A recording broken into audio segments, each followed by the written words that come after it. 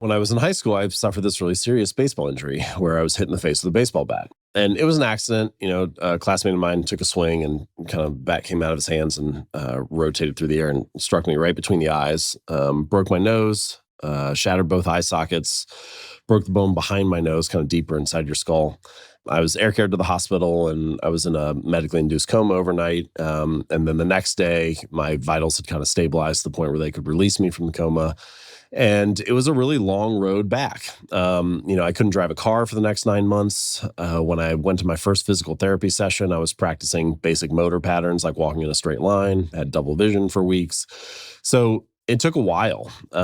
And all I wanted, I was a teenager, I was 16, 17 years old. All I wanted was to get back to being this normal, young, healthy kid before, be able to drive a car and go to baseball and play and whatever.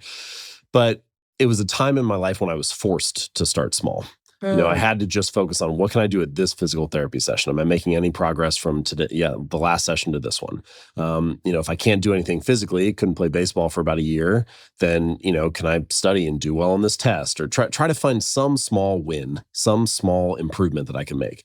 But it was an experience that forced me to realize how small actions can be and still be meaningful. Yes. And that progress can take a long arc.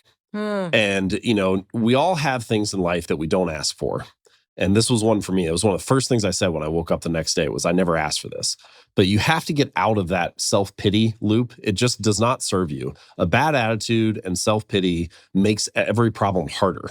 And so you're just layering on another challenge to the already challenging situation. And so instead, I tried to be as positive as I could about it, and try to find things to improve each day. And again, it took 5 or 6 years, but I think that process taught me a lot about building small habits and bouncing back from challenges. And so eventually, 10 years later, when it came time to write the book, I think the book is better because I struggled. It was better because I had to go through that process. And now I know, just like everybody else, how hard it is to build habits, how long it takes to make progress, and how challenging it can be to see the improvement that you've been wishing for. And so I think those struggles ended up resulting in better material.